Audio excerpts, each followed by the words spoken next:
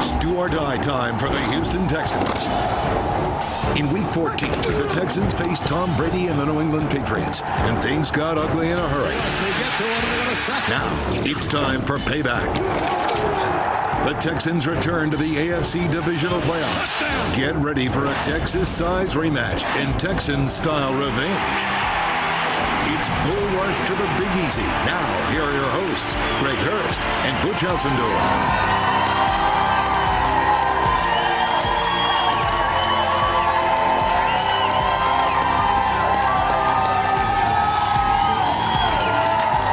There is excitement in the air tonight. Good evening and welcome to a special night for Texans fans. This is the second year in a row we've made the AFC Divisional Playoffs, Butch. We are ready for a bull rush to the Big Easy, and we have the bull to prove it right here in the house. Toro is here. Yeah! Toro is ready to go, the crowd's ready to go, and so are we. And for the next hour, we have the Texans playoff matchup with the Patriots covered from every single angle. That means our reporters are up in the heart of New England, all the way up in Providence, which is big Patriots country, and at Gillette Stadium, where Sunday's battle will be fought. First of all, let's go out to Rhode Island, which is close to that stadium, and where our Jeff McShann is standing by. Jeff, I hear you've been running into Patriots fans pretty much everywhere you Greg, look up there. We have been yeah, that's right. You know, we've been out, and we're deep in New England Nation territory, you could say. But, you know, the Patriot fans are not only just in Boston and here in Providence, but everywhere in between. And today we hit the road to all the little tiny towns to see what they think about the Texans.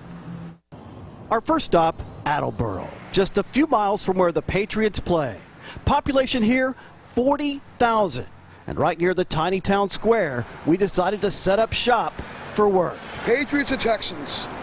Come on, I'm from New England. He picked the Pats, and he's not alone. Every one of us. Russell Gavey says watching the Patriots is about the only thing you can do here in Attleboro. I've only been there for 10 years, and it's like the boringest town I've ever lived in my life. But people like to talk here. Hey, I think you're going to play a little better game than you did last time. As much as I don't want to see that. Minutes later, Jack Wynn saw our table and stopped by, wearing a Texas hat. I went down there, my brother-in-law, he bought the cap for me, and just put it on doesn't mean it, you know. I'm a Patriot fan, 100%. But listen to this. My wife, she is a Houston fan, you know, we go opposite.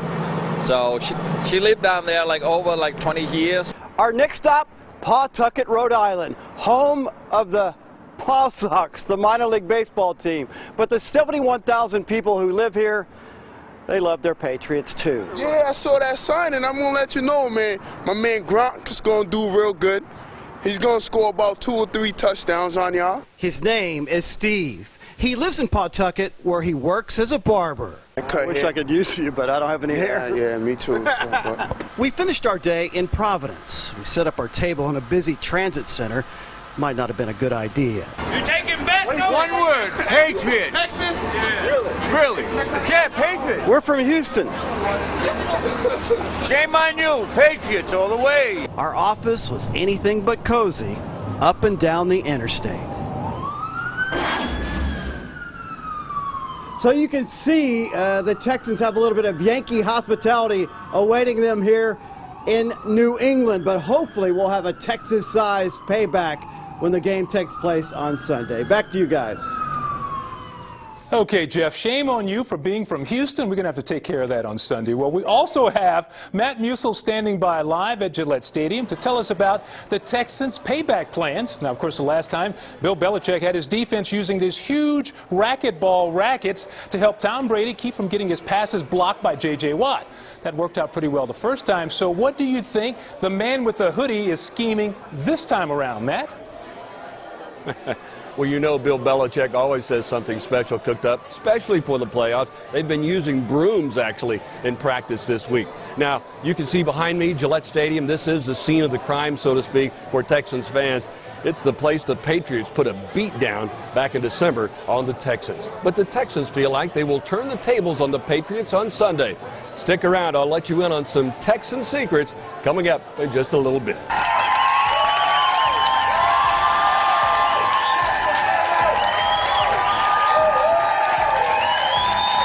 That's the kind of enthusiasm we need this coming Sunday. Welcome back to our Everything Texans special bull rush to the Big Easy. And don't forget, you can keep tweeting us at hashtag KHOU Go Texans. You know, Butch, I don't have to tell you, our city is full of legendary quarterbacks who were built for games just like this one that the Texans are facing. I mean, I know a guy with a strong arm and amazing faith who moved mountains during a playoff game for the Houston Oilers many moons ago. In fact, his story is so amazing and so inspirational. If the Texans can only follow suit, it all but guarantees we'll come out on top this coming Sunday. He would tell you to take out the many moons ago, though, out of that statement. I know the guy you're talking about. It's an amazing story. But I know another quarterback whose toughness and will to win is legendary. And he actually beat the Patriots in a playoff game on the road.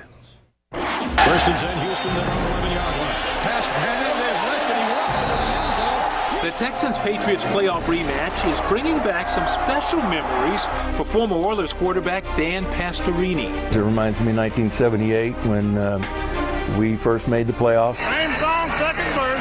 Every man get a man every It was New Year's Eve, and the Oilers were facing the Patriots in a divisional playoff game on the road. They were stacking everybody up in the box, so you know, we had to take the pressure off, and we got at them real early. I think we got up 14 points within the first 5 minutes of the game. We ran what we called a Bear 99, which was maximum protection, and just let the ball up in the air and let Kenny go get it. We went up there and we whooped them pretty good. The final damage was 31-14 Oilers. Pastorini tossed 3 TD passes, but it was a painful win. I said before, you look like a piñata in some of those hits on YouTube. You got up a couple times, though, Dante. I wasn't sure you were going to get up. A lot of people didn't think I'd get up. I was afraid. Everybody thought I was tough, some tough guy. I wasn't tough. I was afraid of losing my job to Gifford. We had a swagger about us. We had an attitude about us that we weren't afraid of anybody. Would your Houston Oilers team be able to beat this Tom Brady team? Yes. Yes, we could. We had an attitude where we felt we could beat anybody. Unfortunately, we just couldn't beat Pittsburgh. You see, that is a lot of confidence. And as I told you before, Dante was tough, and he got the W on the road. So you got to admit, Greg, my quarterback was a pretty tough guy. No, you're exactly right. But you know what? Even Dante will admit my guy came through in the clutch. It was 1979. The chips were down. The stars of the Houston Oilers had fallen. Dante was out. Earl Campbell couldn't play. Kenny Burrow was hurt. And that's when Bum Phillips called on our good friend Giff Nielsen to step in and write a new chapter in Houston NFL history. When you think back to that game against the Chargers, when you think about some of the highlights, was it an outer body experience for you, like maybe that scramble that you made down the left side around the left corner? Yes, it was. And you know, I wheeled out of there, and I looked downfield, and there was nobody there. And so, you know, and they always used to joke with me that they'd clock me by a calendar, not by a stopwatch, a calendar. And I'm out there. Guido Merkins is in the end zone, and I'm 10 yards over the line of scrimmage, and he's waving, throw it to me. And I go, no, block somebody. I'm going to score. So, you know, that experience. And then in the third quarter, a very crucial situation where they had a safety blitz. And I saw this safety. He was kind of looking at me, and he wasn't looking at me, and he was kind of looking. I said, something's up. So I looked out at Renfro, and I said, run the blitz control. And he just ran a little post, and I hit him with a little post, and he goes 47 yards for a touchdown.